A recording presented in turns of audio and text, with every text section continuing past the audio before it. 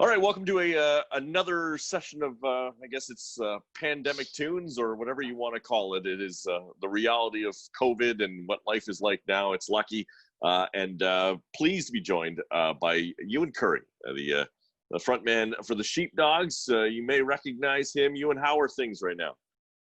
Doing all right, all things considered. Just enjoying a lot of time off right now, but excited to get back to work this week.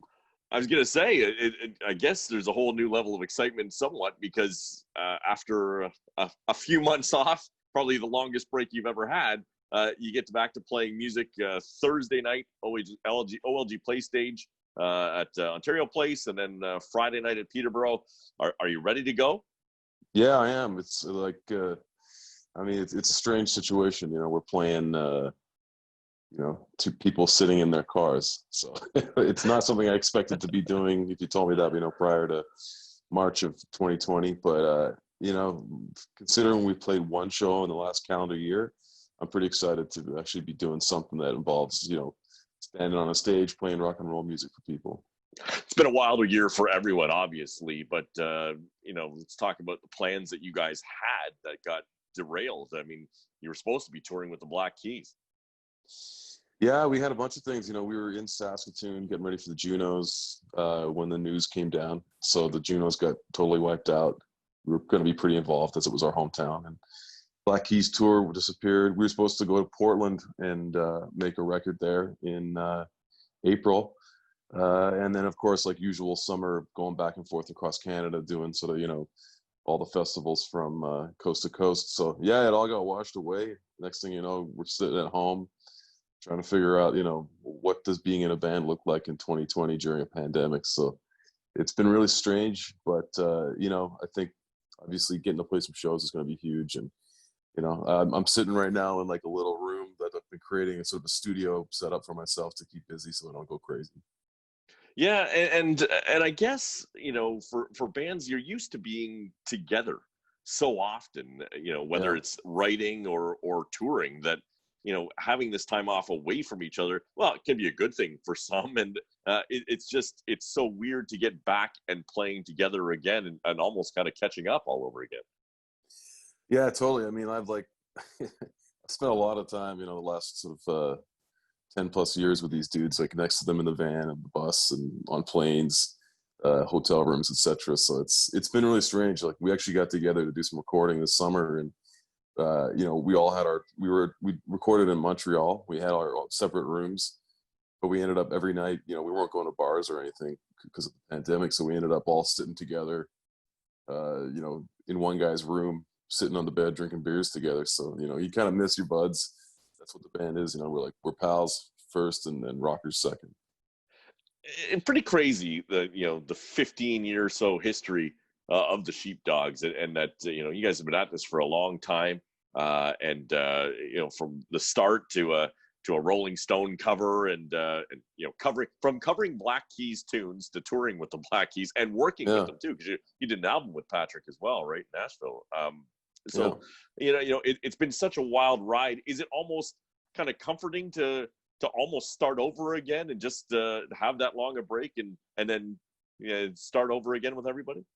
I think my sanity is actually, I mean, it's obviously the pandemic is trying everyone's sanity a little bit, but like I'm actually kind of digging, like I've toured kind of nonstop since I was like in my early 20s, and it's been like a good time to sort of catch my breath and sort of like focus on what the rest of my life looks like, like take the dog for a walk, that kind of thing. So it's good on that level.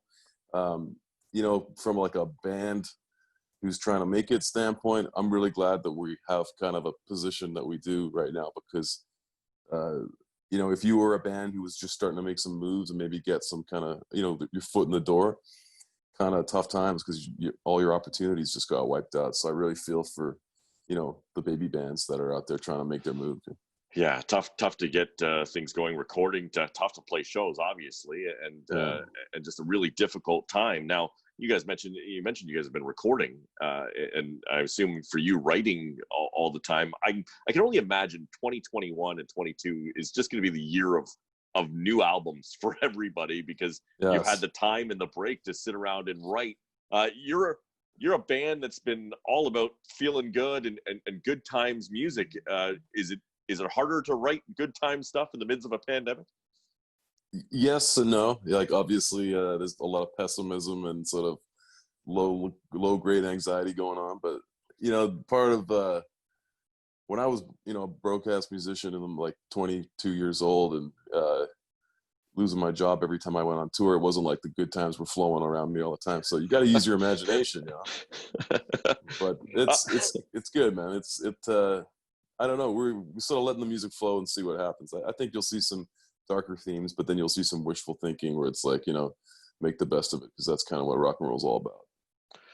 And speaking of using your imagination, so we've got the new reality, which is drive-in concerts, and great, because finally, one, you guys get to play, and the people who have been starving just to get out of the house and go see some form of live entertainment get to see it now. But it's got to be, for you, preparation wise, just a little bit awkward to imagine everyone kind of sitting in their cars and not having that face to face feel with the people. Totally, yeah. I guess they can honk their horns or flash their lights at us or something like that, but it will be strange. But I've played a lot of different shows over the years, and it's not like every show is just like 10,000 fans screaming your name right in front of you. Like sometimes you play to people who are sitting down, who don't make a noise until you finish the song, and then they applaud politely. And some, we've played shows over the years, especially back in the day, where like people don't even give a damn about who you are or what you're playing, and frankly would wish you stopped playing. So it's not, we don't expect every time that people are going to be, we don't expect the conditions are going to be perfect each time, I guess is what I'm trying to say. So, this year, man, this is kind of what it's all about, is trying to make the most of what you can, instead of changing your expectations at every turn. So, and I guess the one replacement for what might be a lack of energy in the crowd is just the energy that you guys will have on stage, just being back and doing what you love to do again. Oh, big time. Like not getting to play, even having some rehearsals and stuff, we're just like, oh man, we're like junkies getting our fix, like we got a rock and roll Jones in our bones. So we're just dying to get out there. It's Friday night in Peterborough as well. You've got a bit of a Canadian music icon on the bill with you in Jim Currie. Guy's written a couple of songs. Yeah, we're it's good to give a nice up and comer a chance to open up for the Sheepdogs. He's Jim's a good lad. Be good to have him on the bill.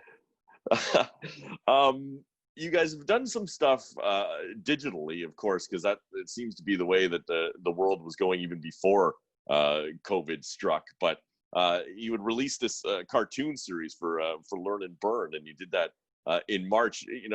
Is digital and online platforms and more online entertainment kind of the way that you see things going? Well, certainly it's the world that people are living in. They're living on their phones and on Instagram and TikTok, I guess. Yeah, we're going to try to be involved in those platforms too, despite being, sort of a retro-leaning rock and roll band of dudes in their 30s. But, I think if there's ways that we can do it that suits our vibe, and I like the cartoon, storytelling vibe. It's pretty cool. Absolutely, we're going to try and connect with that stuff. But am I going to make a viral TikTok video where I'm like, dancing to the latest whatever dance craze? Yeah, probably. I'm gonna do that. No, just kidding. I'm not.